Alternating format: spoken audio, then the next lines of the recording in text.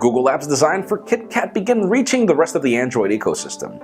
Apple may be considering launching more than one iPhone every year, and Samsung keeps showing us what their next technology will be. I'm Jaime Rivera, and if I look like crap, trust me, you should have seen me with this cold about an hour ago.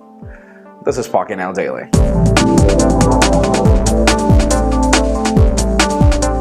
Let's start today off with some official news. Those of you interested in getting all the Android 4.4 KitKat Google application updates should be happy. These should be reaching your smartphones very soon, as Google just begun pushing updates to Hangouts, which will now integrate with SMS messages, and aside from that, their keyboard is also being updated, aside from other applications as well. Obviously, as with everything Google, this will take some time for every smartphone to get, but it's great to see that it's already happening. And speaking of Google, how has been your experience with the Nexus 5? As our own Michael Fisher has told us just how unpredictable the camera is and how squeaky the speaker is.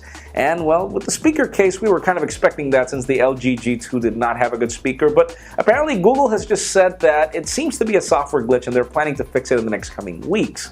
Still, again, do you have problems with your camera, with your speaker? Let us know in the comments. And speaking of updates, a company that's done a great job in getting us software updates for their current lineup is Sony, which is really surprising since in previous years they were terrible.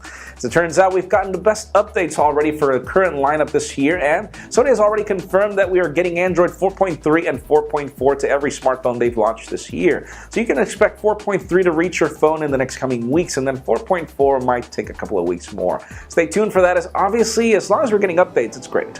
Now let's talk about Apple, as we're getting some rumors that the company will now be considering launching more than one iPhone update every year. And I'm not saying that we're getting more than one iPhone. I'm saying that they might just launch an update for their iPhone twice a year like they did with the iPad last year. Apparently Apple has been noticing how their performance drops in sales, obviously in that last quarter before the next iPhone is announced, so most probably they want to play with that, but still, stay tuned for that. Let's see if that really happens, because this is not like Apple. And finally, for the interesting news of the day, Samsung continues teasing and demoing their future technology for the next 2 years. First of all, if you remember, their ISO camera, which should bring better contrast and color accuracy, should be ready for Galaxy phones next year, so stay tuned for that one. But on the other hand, they've also shown us their flexible display technology. Foldable flexible display technology, and apparently the company is working to bringing that on 2015, but that leads us to the question of the day. What use would you give a foldable display?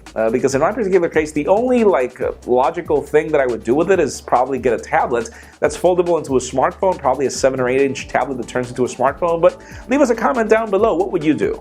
And friends, you know the drill. If you want to get the news earlier before this video is filmed, make sure you follow us on PocketNow.com and subscribe to our YouTube channel as well. You can also follow me on Twitter, Jaime_Rivera. Please give this video a thumbs up if you like what you saw. I am Jaime Rivera. Thank you very much for watching. We will see you tomorrow.